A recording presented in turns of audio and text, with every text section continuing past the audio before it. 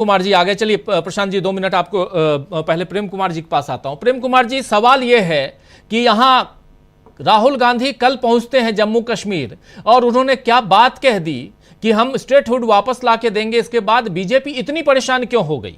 BJP भी तो कह रही थी कि हाँ, चुनाव करवाने के बाद स्टेटहुड हम वापस कर देंगे। तो फिर ये यहां पर कांग्रेस का ये वादा बीजेपी को इतना परेशान क्यों कर गया और इस वादे का देश की राजनीति पर क्या असर पड़ेगा? शायद ज्यादा असर पड़ेगा, तभी तो दिल्ली में प्रेस कॉन्फ्रेंस किया जा रहा है, तभी तो इधर अमित शाह 10-10 सवाल पूछ रहे हैं। प्रेम कुमार जी। राजीव जी, इस पूरी घटना को, कश्मीर को और कश्मीर में होने वाले चुनाव को एक अलग किस्म से देखने की जरूरत है कि ये चुनाव सरकार अपनी मर्जी से नहीं करा रही है, सुप्रीम कोर्ट के दिए आदेश के मुताबिक करा रही है। सरकार का इरादा ही नहीं था चुनाव कराने का। इसके अलावा जम्मू कश्मीर को जो बाइफरकेट किया गया, ये उनका एक लंबा चौड़ा गेम रहा। वो भी धार्मिक आधार पर परिसीमन भी हुआ, उसमें भी वो उन्होंने धार्मिक आधार पर डेमोग्राफी को अपने हिसाब से संतुलित करने की कोशिश की। और इन सब प्रयासों के बावजूद आज चुनाव में भारतीय जनता पार्टी के पास कोई ऐसा मुद्दा नहीं है कि वो जम्मू कश्मीर को के सामने रखें, वहां की जनता के सामने, और वोट मांगे। एक फर्जी वाला विकास है जिसको बोलने की जनता के सामने हिम्मत नहीं, क्योंकि वो फर्जी वाला विकास जम्मू कश्मीर से बाहर तो बोल सकते हैं, जम्मू कश्मीर की जनता तो उसको देख रही है कि वो विकास हुआ है कि नहीं हुआ है और कितना हुआ है, तो वो मुद्दा भी वो वहां परोस नहीं सकते। तो बीजेपी इस चुनाव में क्या करेगी? तो बीजेपी इस चुनाव में हार मान चुकी है, चुनाव में हार मान चुकी है। उसके बावजूद भी इसको लड़ते हुए दिखना है। तो लड़ते हुए दिखना है तो क्या करेंगे?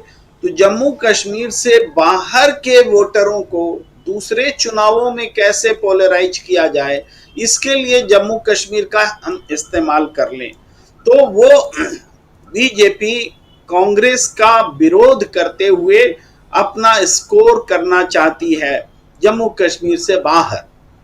यही कारण है, आपने सही कहा कि प्रेस कॉन्फ्रेंस जम्मू कश्मीर में नहीं होकर दिल्ली में होता है। मतलब साफ है कि इनको देश की जनता को कुछ मैसेज देना है, कांग्रेस को बदनाम करना है, कांग्रेस को राष्ट्र विरोधी साबित करना है। ये कहते हैं कि नेशनल कॉन्फ्रेंस से मिल गए, नेशनल कॉन्फ्रेंस का एजेंडा ये है। क्या राहुल गांधी और कांग्रेस पार्टी उस एजेंडे को मानते हैं? ये सवाल कर रहे हैं। देखिए, सवाल वैसे बनता है अगर दोनों के बीच में राजनीतिक समझौते के बाद कोई कॉमन मिनिमम प्रोग्राम नहीं आता है, तो ये सवाल बनेगा कि आखिर दोनों पार्टियां अलग अलग बोल रही हैं, तो जीतने के बाद क्या करेंगे?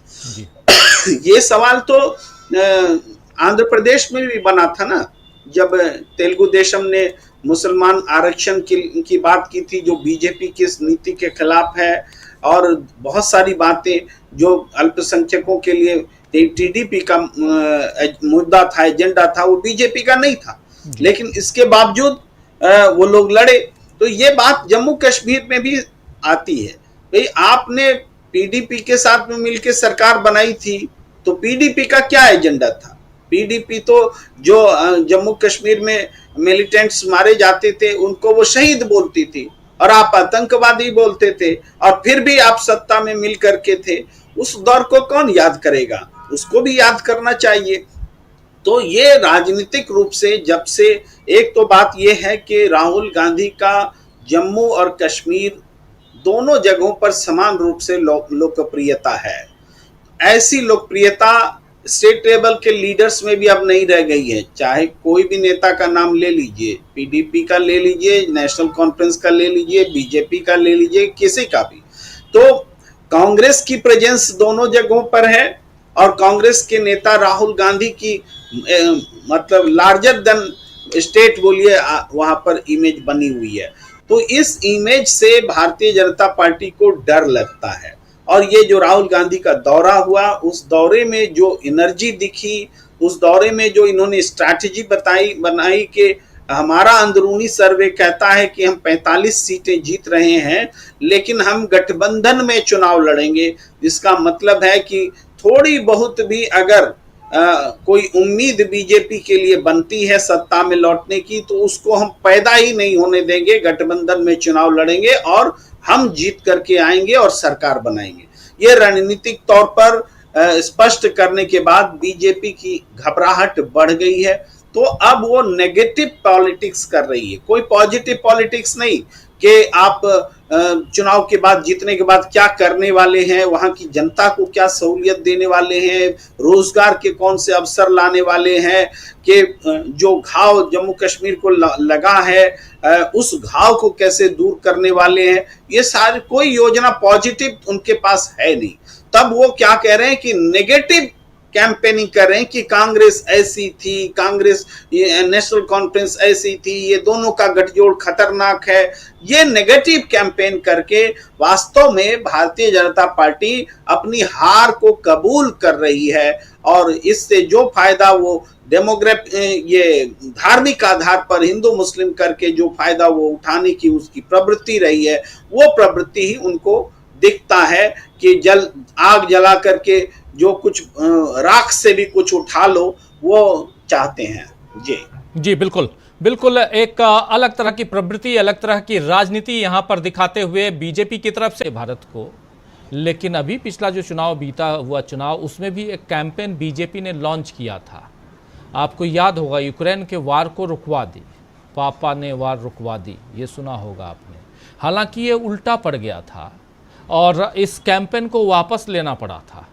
लेकिन अब इस वक्त जबकि देश में चुनाव है, मोदी जी का उन राज्यों में शायद बीजेपी के कार्यकर्ता इंतज़ार कर रहे होंगे, लेकिन इस वक्त विदेश जाना, इसलिए मैं समझना चाहता हूं कि क्या इसके तार इन विधानसभा चुनावों से जोड़े जा सकते हैं? क्या बीजेपी को इन यात्राओं का फायदा होने वाला है या होता आया है?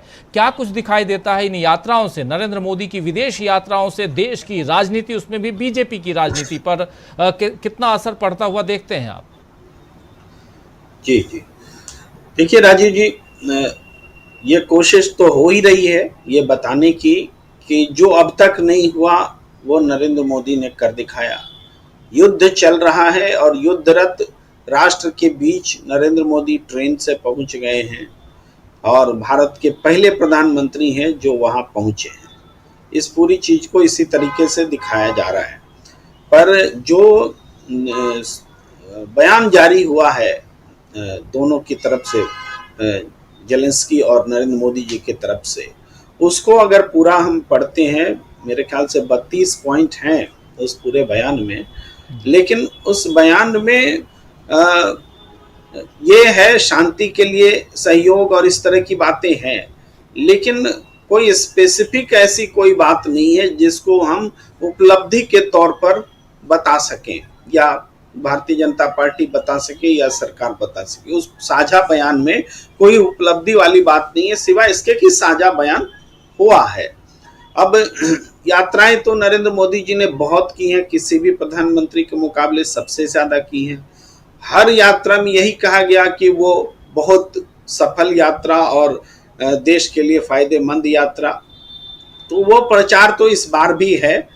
मगर अब जनता को जो उम्मीद पहले हुआ करती थी, अब जनता तौलने लगी है। तो उस हिसाब से देखें तो कंक्रीट बताना पड़ेगा कि यूक्रेन जाकर के हमने हासिल क्या किया है, शांति में कोई भूमिका निभाई है या। देखिए, भारत की जो स्थिति है वो अतीत में हमारी जो डिप्लोमेसी रही है, उस डिप्लोमेसी के कारण भारत का महत्वपूर्ण स्थान है, महत्व है। अब नाटो के देश और यूक्रेन के साथ हैं, रसिया के खिलाफ उस वजह ही वही है नाटो की मेंबरशिप, रसिया और यूक्रेन के बीच लड़ाई। लेकिन रूस और चीन के बीच नजदीकी, इसके समांतर यूक्रेन और नाटो का एक साथ खड़ा होना। भारत को देखें तो भारत का चीन के प्रति एक जाहिर है दुश्मन वाला पोजीशन है, व्यापार भी है, दोनों चीजें विडंबना है। लेकिन चीन और पाकिस्तान का एक साथ खड़ा हो जाना, इन सब स्थिति में भारत को एक बैलेंसिंग अप्रोच अपनानी पड़ती है। उस बैलेंसिंग अप्रोच पर हम फक्र कर सकते हैं। ये हमारा अतीत रहा है कि हम किसी खेमे में नहीं जाएंगे और हम उसको कैरी कर रहे हैं। तो ये सिचुएशनल है जिसमें कि भारत की भूमिका बनती है, लेकिन उस भूमिका का निर्वाह क्या हो रहा है, वॉर रुकवा देने जैसी बात से क्या हमारी भूमिका बनेगी, ये इम्पोर्टेंट बात है। और इस चुनाव में हमें लगता नहीं कि उसका उस रूप में कोई बड़ा असर होने वाला है, क्योंकि कोई अचीवमेंट लेकर के नरेंद्र मोदी वहां से आ रहे हैं ऐसा नहीं, सिवाय ये कि हिस्टोरिकल प्रेजेंस है वहां। वो कभी हिंदुस्तान के प्रधानमंत्री गए नहीं तो वो वहां गए।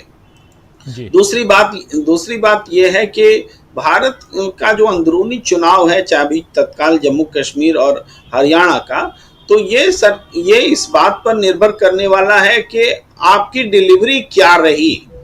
भाई जम्मू कश्मीर में भी जवाब बीजेपी को ही देना है कि आपने क्या दिया, और हरियाणा में भी जवाब बीजेपी को ही देना है कि आपने क्या किया। तो वहां पर अगर बीजेपी जवाब देती है तो उसको क्वेश्चन में किया जाएगा, और कांग्रेस पार्टी तो क्वेश्चन कर भी रही है। और जो बीते समय में लोकसभा चुनाव हुए, हरियाणा तो अपने आप में एक प्रश्न बना हुआ है, महिलाओं के लिए सवाल बना हुआ है, किसानों के लिए सवाल बना हुआ है, बेरोजगारी का सवाल है। और अभी जो सर्वे आया गोदी मीडिया का, उसको भी अगर हम देखते हैं तो पॉपुलैरिटी में नरेंद्र मोदी की पॉपुलैरिटी बहुत डिप हुई है, राहुल गांधी की पॉपुलैरिटी बढ़ी है, फासला बहुत कम रह गया है दोनों के बीच में। इसके अलावा मुद्दों के आधार पर वही सर्वे बताते हैं कि बेरोजगारी, महंगाई और बाकी इस तरह के जो मुद्दे हैं जोड़ के लगभग 64% 65% बनता है, जो मुद्दों के आधार पर सरकार के खिलाफ लोग खड़े हैं।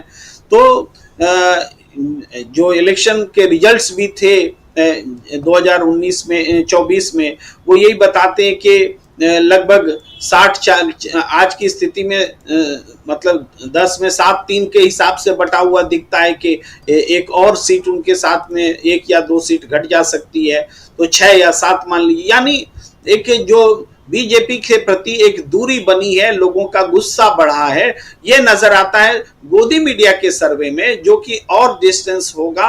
और कांग्रेस बहुत आराम से हरियाणा का चुनाव अभी आज की तारीख में जीतती हुई नजर आ रही है। जम्मू कश्मीर में तो हमने पहले भी कहा कि कांग्रेस की एक्सेप्टेबिलिटी जम्मू और कश्मीर में किसी भी पार्टी के मुकाबले ज्यादा हो गई है, और नेशनल कॉन्फ्रेंस के साथ में युति बनने के बाद अब वहां बीजेपी टक्कर में भी नहीं रह पाएगी।